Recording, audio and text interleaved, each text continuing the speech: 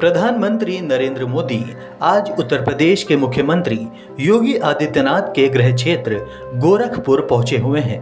गोरखपुर पहुंचने पर उत्तर प्रदेश की राज्यपाल आनंदीबेन पटेल और मुख्यमंत्री योगी आदित्यनाथ ने बड़े ही गर्मजोशी के साथ प्रधानमंत्री नरेंद्र मोदी का स्वागत किया।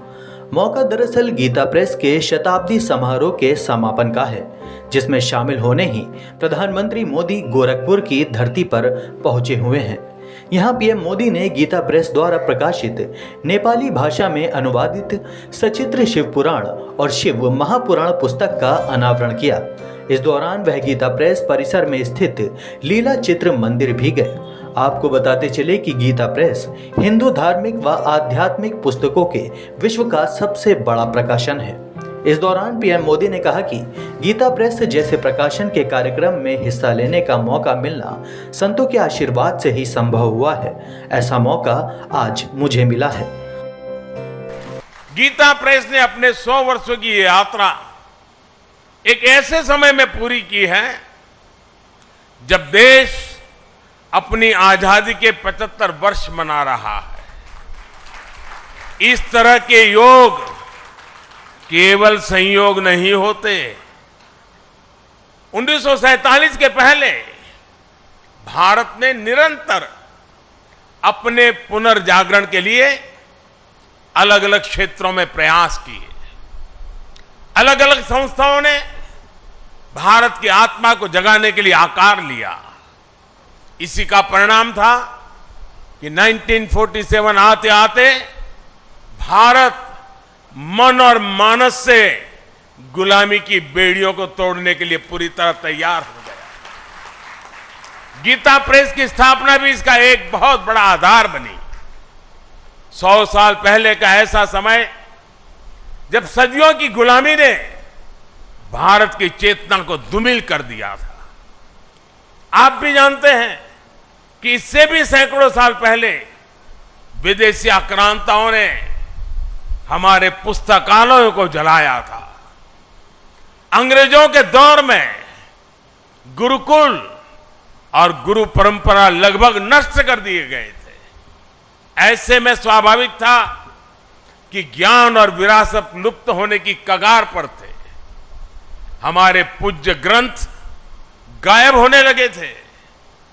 जो प्रिंटिंग प्रेस भारत में थे वो महंगी कीमत के कारण सामान्य मानवी की पहुंच से दूर थे।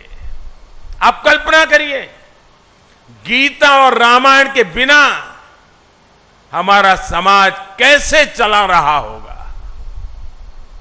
जब मूल्यों और आदर्शों के स्रोत ही सूखने लगे तो समाज का प्रवाह अपने आप थमने लगता है।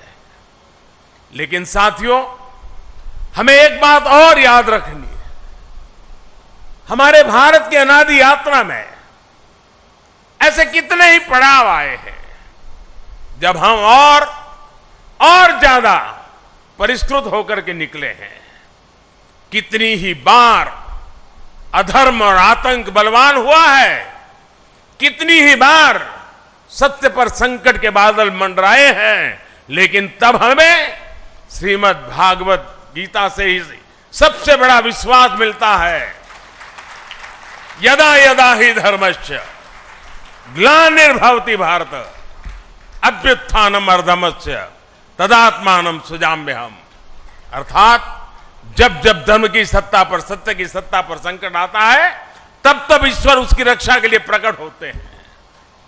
और गीता का 10वां अध्याय बताता है कि ईश्वर कितनी ही विभूतियों के रूप में सामने आ सकता है।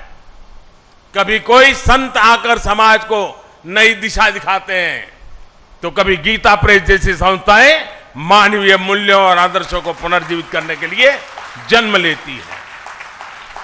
इसलिए ही 1923 में जब गीता प्रेस ने काम करना शुरू किया तो भारत के लिए भी उसकी चेतना और चिंतन का प्रवाह तेज हो गया। गीता समेत हमारे धर्म ग्रंथ फिर से घर घर गूंजने लगे।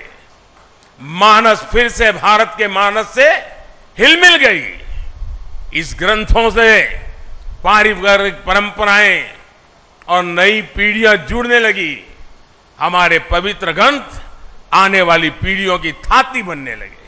गौरतलब है कि हाल ही में प्रधानमंत्री नरेंद्र मोदी की अध्यक्षता वाले एक निर्णायक मंडल ने गीता प्रेस को गांधी शांति पुरस्कार 2021 प्रदान करने की घोषणा की थी। केंद्र सरकार द्वारा साल 1995 में स्थापित इस वार्षिक पुरस्कार के तहत 1 करोड़ रुपए की नगद राशि, एक प्रशस्ति पत्र और एक पट्टिका तथा एक उत्कृष्ट पारंपरिक हस्तकला या हथकरघा उत्पाद प्रदान किया जाता है। हालांकि गीता प्रेस ने पुरस्कार राशि स्वीकार करने से साफ इनकार कर दिया था और कहा था कि वह केवल प्रशस्ति पत्र ही स्वीकार करेगी। Bureau report, Dastak times. ताजा तरीन खबरों के लिए सब्सक्राइब करना ना भूलें दस्तक टाइम्स। बेल आइकन दबाकर पाएं देश विदेश की लेटेस्ट खबरों की नोटिफिकेशन।